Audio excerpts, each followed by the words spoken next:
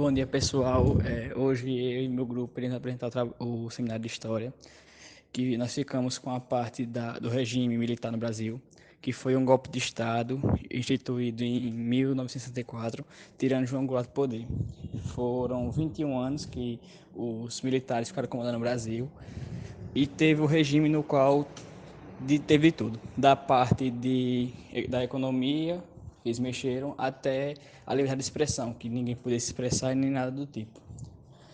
E a desculpa era tirar a República, por dizer que não estava dando certo no Brasil, e voltar para a hierarquia, para tentar fazer como um império, coisa que não foi muito bem sucedida, pois após 21 anos acabou com isso. Militares no poder. Uma junta militar formada por oficiais das três armas, Exército, Marinha e Aeronáutica, assumiu o comando do país e logo nos primeiros dias de abril desencadeou uma violenta repressão contra pessoas, grupos e órgãos ligados ao governo anterior. Estudantes e jornalistas foram duramente atingidos. Vários deles foram presos sob a acusação de subversivos, nome que o governo dava aos que discordavam dele. O prédio da União Nacional dos Estudantes, na Praia do Flamengo, foi incendiado e o prédio do jornal Última Hora, o único jornal da grande imprensa que apoiava João Goulart, foi invadido e depredado. Ao mesmo tempo que recorriam à violência, os militares procuravam dar uma aparência de legalidade ao regime. Para isso, baixaram o Ato Institucional de 9 de abril de 1964, conhecido depois como AI-1. Este decreto determinava que a escolha do próximo presidente da República seria indireta, permitia ao presidente suspender os direitos políticos de qualquer cidadão por 10 anos, autorizava a cassação de mandatos de parlamentares, suspendia os direitos políticos e transferia os militares para a reserva. A linha dura é um termo usado em política para designar uma corrente ou facção dentro do movimento, partido ou governo que adota posições mais radicais, menos moderadas e mais tolerantes, especialmente no contexto de regimes autoritários. O termo linha dura, pelo inglês handling, foi popularizado pela história mídia ocidental durante a Guerra Fria para fazer distinções entre os diferentes grupos que brigavam pelo poder na União Soviética. A linha dura foi a linha em que os políticos e o partido do governo faziam um movimento, uma corrente, para que assim a ditadura militar fosse fortalecida. Era como se fosse literalmente uma corrente humanitária. A resistência democrática, estudantes, operários e políticos. Os estudantes brasileiros, em 1968, intensificaram suas ações contra a ordem dominante. Várias manifestações estudantis ocorriam no restaurante Calabouço, no Rio de Janeiro. Ofereciam comida de baixo custo. Em uma dessas manifestações, o estudante foi morto, dando início a uma onda de protesto. O maior deles foi a passada dos 100 mil, manifestação que reuniu estudantes, políticos, trabalhadores e artistas famosos como Chico Buarque, Milton Nascimento e Gilberto Gil. Bom, essas manifestações e esses protestos serviam para reivindicar os direitos dos estudantes da classe baixa, da classe pobre.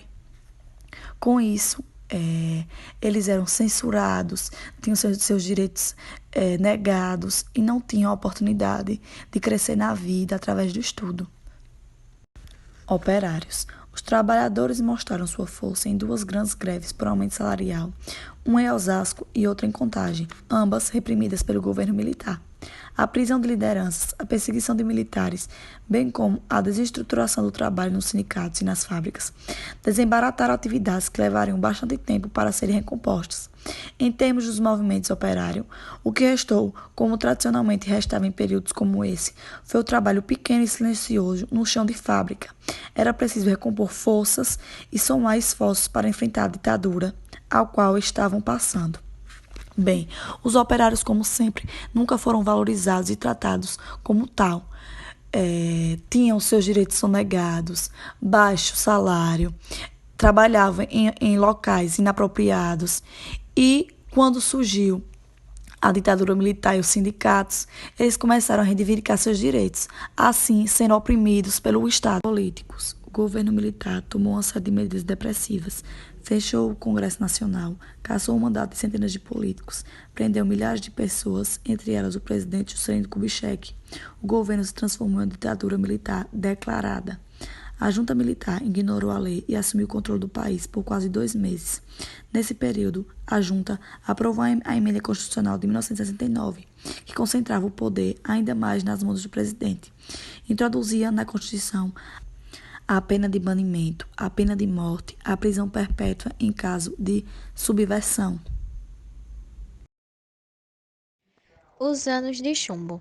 O governo Médici invadiu universidades, perseguiu todos aqueles que considerava subversivos e implantou uma rigorosa censura aos meios de comunicação. Além disso, aparelhou e aperfeiçoou os órgãos de repressão, como o Serviço Nacional de Informação, o SNI, os departamentos de Ordem Pública e Social, o DOPS, e os departamentos de Operações Internas e Centros de Operação de Defesa Interna, o DOI-CODE. Nas dependências desses órgãos, os cidadãos suspeitos de subversão eram presos e torturados sem que a família ou alguma autoridade jurídica fosse informada. Os agentes desses órgãos usavam técnicas de tortura especializadas, inclusive choques elétricos em partes sensíveis, para arrancar confissões dos presos. Muitos deles não suportavam os maus tratos físicos e morriam no mesmo local. A luta armada. Nesse ambiente de radicalização crescente, alguns grupos de oposição pegaram em armas. Grupos guerrilheiros formados na época praticavam várias ações ousadas, como assaltos a bancos para conseguir dinheiro para suas lutas e sequestros de diplomatas estrangeiros para trocar por prisioneiros políticos. O embaixador estadunidense Charles B. Elbrick, por exemplo, foi sequestrado por guerrilheiros brasileiros e trocado por 15 presos políticos. Com o aumento dos sequestros, o governo intensificou a repressão. O ex-deputado e guerrilheiro Carlos Marguilheira, líder da Ação Liberadora Nacional, ALN, foi morto em 1969 com emboscada no centro da cidade de São Paulo. O ex-capitão do Exército e guerrilheiro Carlos Lamarca, líder da Vanguarda Popular Revolucionária, VPR, refugiou-se no sertão da Bahia, onde 2 anos depois foi capturado e morto. Ainda durante o governo de Médici, no Araguaia, na área conhecida como Bico do Papagaio, entre os estados do Pará, Maranhão e Tocantins, desenvolveu-se um núcleo de guerrilha rural, liderado pelo Partido Comunista do Brasil.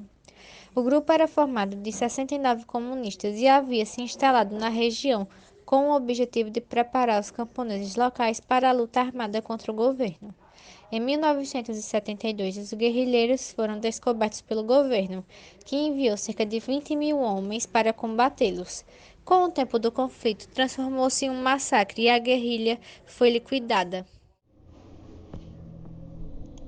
Propaganda de massa. Além da violência, o governo Médici usou também a propaganda de massa, veiculando intensamente slogan como ninguém mais segura este país.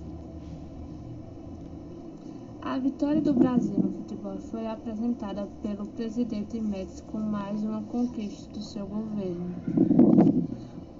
O uso incentivo da propaganda de massa colaborou para que ele conseguisse o apoio da parte da sociedade brasileira. Outro fator também ajuda a explicar esse apoio ao crescimento da economia. A economia. Durante o governo Médici, o Brasil passou por um milagre econômico, que aconteceu devido à junção de 3 fatores: o crescimento da economia em 11% ao ano, uma baixa notável na taxa de inflação em comparação aos outros anos do regime militar e o aumento do comércio exterior em 3 vezes. O considerado responsável pelo milagre foi o economista Antônio Delfim Neto, que na época era ministro da Fazenda desde o governo anterior ao de Médici. Esse fato aconteceu devido a fatores internos e externos. Externamente, entre 1961 e 1972, Estados Unidos da América, Japão, Alemanha e Itália tiveram um aumento na área econômica, ou seja, o cenário econômico exterior estava favorável a exportações e importações. Já internamente, o governo adotou medidas de incentivos fiscais para atrair investidores nacionais e atraiu investidores estrangeiros também, concedendo-lhes facilidades de atuação no país. E contraiu também empréstimos no exterior. O capital foi adquirido especialmente pela indústria de bens de consumo durável, como eletrodomésticos e automóveis. As exportações cresceram graças aos incentivos do governo e pelo cenário externo favorável. Durante este período de crescimento econômico, o governo realizou grandes obras, como a ponte do Rio Niterói, a hidrelétrica de Itaipu e as usinas nucleares. Entretanto, no fim do governo Médici, esse modelo econômico baseado no endividamento externo e na baixa dos salários dos trabalhadores de baixa renda estava ficando esgotado, sem contar nos fatores externos e internos também. Externamente, o aumento do preço dos barris de petróleo como consequência da Guerra Árabe-Israelense de 1973 e também devido aos baixos salários, a população já não conseguia mais comprar as mercadorias fabricadas pelas indústrias de bem consumo. No fim, o Brasil possuía a 10ª colocação do mundo capitalista em questão de economia. Porém, em questões de saúde e bem-estar social, o país ocupava a última colocação. E como o próprio presidente Emílio Médici falou, que a economia vai bem, mas o povo ainda vai mal.